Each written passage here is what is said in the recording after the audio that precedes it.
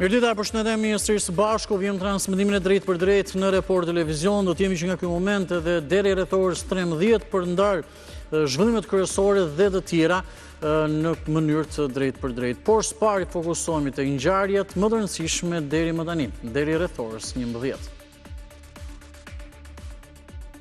Biznesmeni italian Edoardo Sarchi, i cili jetonte për 20 vitesh dhe punonte në Shqipëri, është gjetur në rrugë, i vrarë me armëzjarin në afërsi të fshatit Salarit të Pelenës. Italiani, administratori i një fabrike tullash në Lëprak, ishte dalë me 4 persona për gjam, të cilët janë shoqëruar në polici. Po ekzaminohet plumbi në trup nëse është nga arma e gjaut apo lloj tjetër.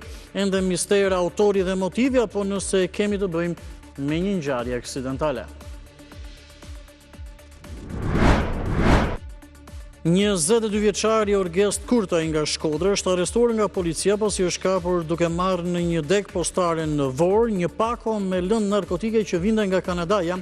7 kg kanabis me përqindje të lartë THC-je ishte trafikuar nga Kanadaja. Identifikohet edhe porositësi i pakos, i cili është shpallur në kërkim. Ekstradohet nga Gjermania 38 vjeçari Fabio Balaban, i cili me urdhër të Emiliano Shullazit rrahu burrin e gjyqtares Saida Dollani. Në vitin 2024, GKK caktoi në mungesë masën e sigurisë arrest me burg për të.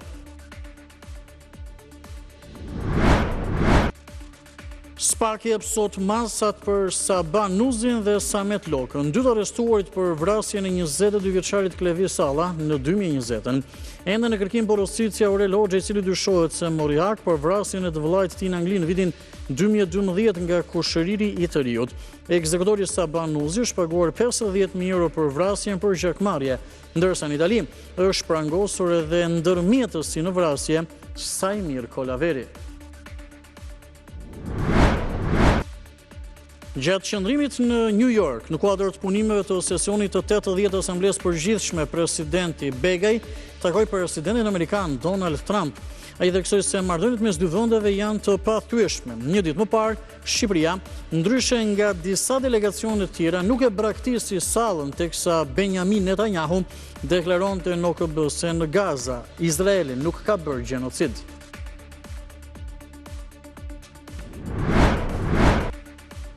Lidhje të ngushta me kompani private që më pas rezultonin fituese në projekte falsifikime firmash apo shkëmbime dhe konsultime me privatët të vlerave të tenderave përpara se të bëshin publike, janë disa nga elementët që quhen prokurorinë e posaçme të marrë të panderur kryebashkiakun e Kolonjës Erion Isaj, 6 zyrtarë të tjerë të kësaj bashkie, si dhe administratorin e një firme private. La Traviata e autorit Giuseppe Verdi është shfaqja që çeli sezonin e ri në skenën e teatrit kombëtar të operës dhe baletit. Shfaqja operistike erdhi si një produksion me regji të Hugo De Anna e do të vijojë të ngjitet edhe për 3 net të tjera në skenë.